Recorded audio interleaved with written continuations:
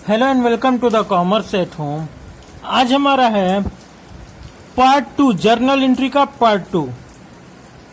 Journal entry का part 1 मैं upload कर चुका हूं। अगर आप लोगों ने उसको नहीं देखा है तो पहले उसको देख लीजिए, फिर आइएगा सेकेंड पार्ट पे। आई बटन में आ गया होगा आपको पार्ट 1 की लिंक, ठीक है? तो पहले उसको देख लीजिए, फिर यहाँ पे आएंगे हम। पार्ट 1 में कुछ लोगों ने पूछा हमसे कि सर फॉर्मेट तो ऐसा नहीं होता है जर्नल एंट्री का। तो बेटा मैंने उसमें फॉर्मेट बताया ही नहीं है, मैंने उसमें बस कॉन्सेप्ट बताने की कोशिश की है। आज मैं आपको बताने वाला हूं कि फॉर्मेट कैसा होता है।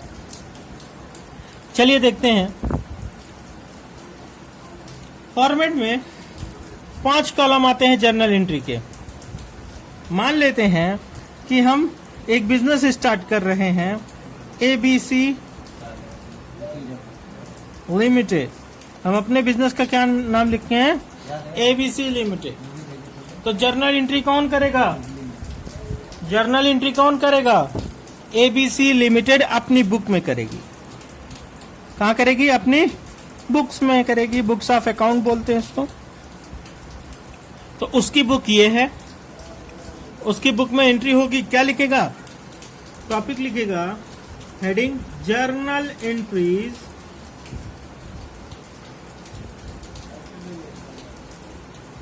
In the book of.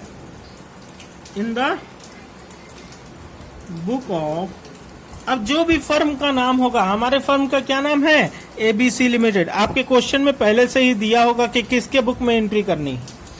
हमने मान लिया किसके बुक में करनी है? ABC limited. Journal entries in the book of ABC limited. अब फॉर्मेट बन गया। फॉर्मेट में क्या क्या आता है? पहला कॉलम डेट, दूसरा कॉलम पार्टिकुलर्स, तीसरा कॉलम LF लेजर फोलियो, चौथा कॉलम अमाउंट डेबिट और पांचवा कॉलम अमाउंट क्रेडिट। मैं बताऊंगा एक जर्नल एंट्री कैसे कंप्लीट की जाती है, वो उसका तरीका बताइए, ठीक है? सबसे ज्यादा बच्चे इसी में कंफ्यूज हो जाते हैं, जर्नल एंट्री कैसे बनेगी सर। जैसे कि हम पार्ट 1 में पढ़े थे कि कोई गुड्स खरीदा जाए तो क्या एंट्री होती है? Purchase account debit. अगर हमने कैश दे दिया तो कैश, बैंक के थ्रू पेमेंट कर दी तो टू बैंक, और अगर उधार खरीदा तो टू क्रेडिटर। तीनों केसेस हो सकते हैं। हमने माल खरीदा 5,000 रुपए का। Goods purchase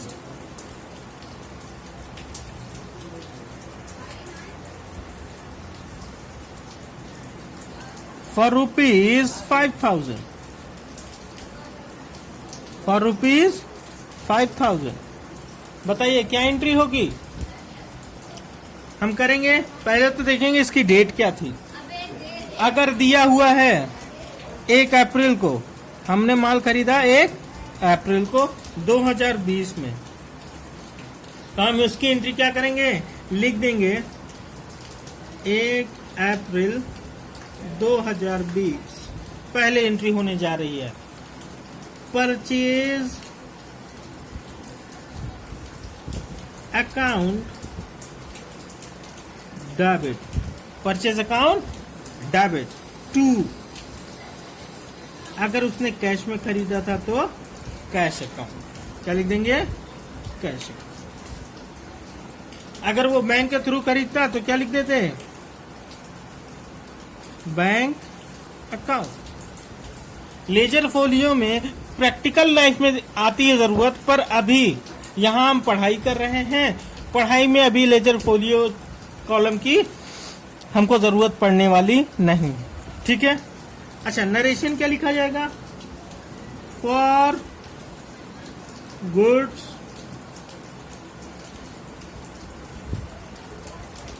purchase. हम 3 बार बताएंगे और 3 बार 3 तरह के नरेशन बनाएंगे। आपको जो तरीका ठीक लगेगा आप वो फॉलो कर लीजिएगा, कोई इसको गलत नहीं कह सकता। अच्छा, इतना लिखने के बाद एक जर्नल एंट्री कंप्लीट हो गई। एक जर्नल एंट्री कंप्लीट हो जाए तो ये जो पार्टिकुलर का कॉलम है ना, ये अमाउंट का कॉलम छोड़ दीजिए, डेट का कॉलम छोड़ दीजिए, पर जो ये पार्टिकुलर का कॉलम है इसको आप ऐसे लाइन खींच के बंद कर सकते हैं, लाइन खींच के बंद कर सकते हैं। अच्छा सर, कितने का माल खरीदा था? 5,000 रुपए का। तो डेबिट वाला अमाउंट डेबिट में रहेगा और क्रेडिट वाला अमाउंट क्रेडिट में रहेगा। कोई दिक्कत? अच्छा सर, कभी कभी एंट्री आती है commence a business, commence a business with cash, with cash ₹1 lakh, 1 lakh रुपया लगा के बिजनेस स्टार्ट किया, 1 लाख रुपया लगा के बिजनेस स्टार्ट किया। क्या एंट्री होगी? क्या एंट्री होगी भैया? हमने पैसा लगाया, अब यहां पे विथ कैश लिखा हुआ है तो हम कैश से एंट्री कर देते, कैश अकाउंट डेबिट टू। भैया बिजनेस में पैसा लगाना क्या कहलाता है? कैपिटल कहलाता है। अच्छा, इसका नरेशन क्या बनेगा सर? इसका नरेशन क्या बनेगा? नरेशन बनेगा बीइंग कैपिटल इंट्रोड्यूस्ड। अच्छा सर, यहां पे आपने फॉर लिखा था, यहां पे आप बीइंग लिख रहे हैं, तो आप चाहें यहां पे भी बीइंग लिख सकते हैं, यहां पे फॉर लिख सकते हैं, दोनों तरीका आपका बिल्कुल सही कहलाएगा। अच्छा, कितने रुपए से किया था भैया? 1 लाख रुपए से। तो हम डेबिट का अमाउंट डेबिट में और क्रेडिट का अमाउंट क्रेडिट में। और मैंने बताया कि भैया जब जर्नल एंट्री खत्म हो जाए तो उसके नीचे क्या खींच दीजिए? एक लाइन खींच दीजिए। अच्छा सर, ये तारीख कितनी थी? मान लेते हैं उसी दिन उसने बिजनेस शुरू किया था, 1 लाख रुपया लगा के 1 अप्रैल को ही, तो हम डाल दिए 1 अप्रैल, और उसी दिन फिर उसने माल खरीद लिया था। हम भैया ये एंट्री पहले आनी चाहिए थी, लेकिन हमको याद बाद में आया तो हमने इसको बाद में करा दिया, कोई मसला नहीं है, पहले हो जाएगी ये बाद में हो जाएगी। अच्छा, तीसरा तरीका बता दें नरेशन लिखने का। मान लेते हैं हमने कोई माल बेचा, हम बिजनेस स्टार्ट किए हैं, 5 अप्रैल को हमारे पास एक कस्टमर आया, 5 अप्रैल को हमारे पास एक कस्टमर आया जिसने खरीदा माल, goods sold to Ram ₹10,000 for cheque, for cheque. तो सर इसकी क्या एंट्री होगी बता देते हैं बेटा। किस तारीख को हुआ है सेल? 5 अप्रैल को। हम लिख देते हैं 5 अप्रैल, डेट डाल दिया। उसके बाद क्या होगा सर? भैया हमने माल बेचा, उसको चेक के थ्रू, तो पैसा हमारे बैंक में आएगा, bank account debit, bank account debit to sales account, bank account debit to sales account. कितने का माल बेचा? 10,000 रुपए का, तो डेबिट वाला अमाउंट डेबिट में और क्रेडिट वाला अमाउंट क्रेडिट। अब क्या लिख सकते हैं?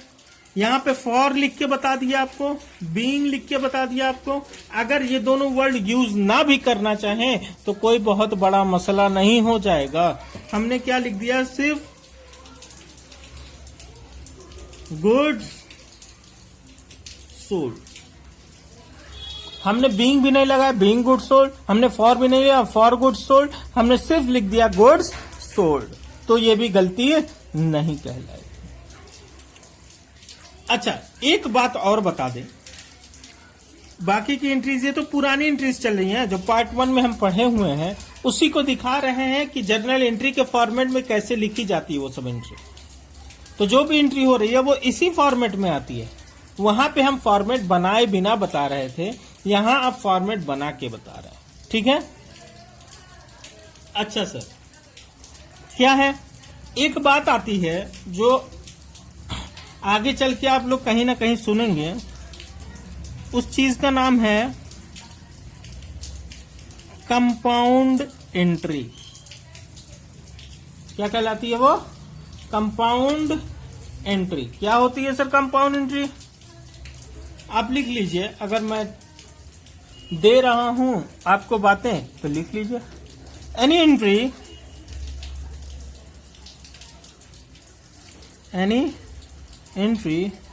which has more than 2 aspects,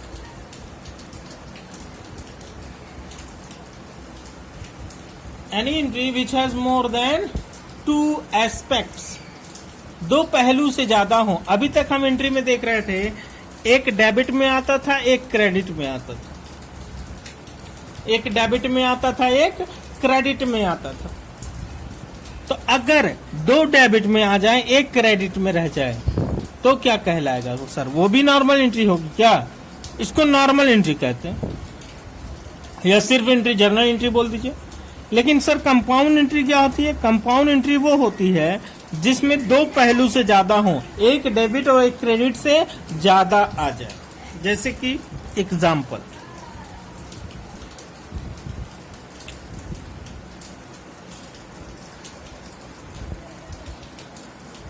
purchase a land and furniture. अच्छा, लैंड का ₹1 लाख और फर्नीचर का 5000 फॉर कैश,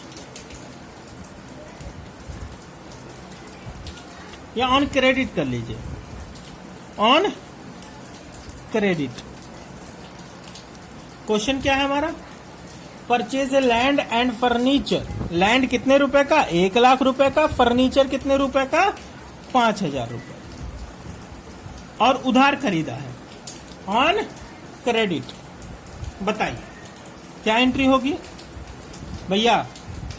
हमने जब सामान खरीदते हैं तो परचेज लिखते हैं, जब कोई एसेट खरीदते हैं तो एसेट का नाम लिखते हैं।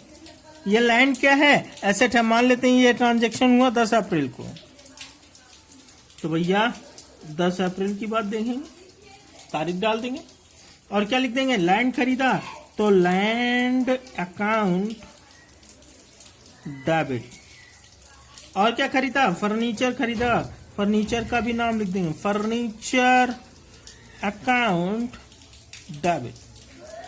और क्या कैश में खरीदा था? कैश में होता तो कैश लिख देते, बैंक चेक के थ्रू होता तो बैंक लिख देते, लेकिन यहां उधार था, उधार क्रेडिटर। अच्छा, लिख देता purchase land and furniture from Harish, तो हरीश का नाम आ जाता, तो यहां लिख देते टू हरीश। यहां लिख दे रहे क्रेडिटर्स नेम, क्रेडिटर्स नेम। उस आदमी का नाम आ जाएगा जिससे हमने जिससे हमने एसेट खरीदी है। अच्छा, लैंड कितने का खरीदा भैया? 1 लाख रुपए का। फर्नीचर कितने का खरीदा भैया? 5000 रुपए। पूरा कितने से हम उधार हो गए? 1,05,000। कोई दिक्कत? तो ये था हमारा कुछ फॉर्मेट। यहां पे भी जर्नल एंट्री एक खत्म हो गई, इसको क्या करेंगे? बंद कर देंगे। अच्छा सर, ये कंपाउंड एंट्री कैसे कहलाएगी भैया? देखिए, क्या इसमें 2 ही एस्पेक्ट हैं? नहीं, इसमें 1, 2 और 3 एस्पेक्ट आ गए। 2 तो डेबिट में है, 1 तो क्रेडिट में। अच्छा, 2 क्रेडिट में आ जाए, 1 डेबिट में आ जाए सर, तब भी वो कंपाउंड एंट्री कहलाएगी। अच्छा, ढेर सारे डेबिट में आ जाए, 3-4 तो डेबिट हो, 3-4 तो क्रेडिट हो, 3-4 एस्पेक्ट डेबिट में हो, 3-4 एस्पेक्ट क्रेडिट में हो, तब क्या वो क्या कहलाएगी? तब भी वो कंपाउंड एंट्री कहलाएगी। तो जब भी दो एस्पेक्ट से ज्यादा आ जाए कोई जर्नल एंट्री में तो उसको हम कंपाउंड एंट्री कहते हैं। कोई दिक्कत? अगर आपको वीडियोस पसंद आती हैं तो आप इसे लाइक, शेयर और सब्सक्राइब करिए। बस ये सीखिए कि जर्नल एंट्री कैसे करी जाती है। Okay, good luck. अब आपका होमवर्क ये है कि आप पार्ट 1 में जितनी भी जर्नल एंट्रीज बनाए हैं या जितनी भी जर्नल एंट्रीज आपको सिखाए हैं, आप उस सारी जर्नल एंट्रीज को इस फॉर्मेट में लिखने की कोशिश करिए। इस फॉर्मेट में लिखेंगे तो आप सीख पाएंगे कि जर्नल एंट्री मेरी बन कैसे रही थी। ठीक है, यही आपका होमवर्क है। Good luck.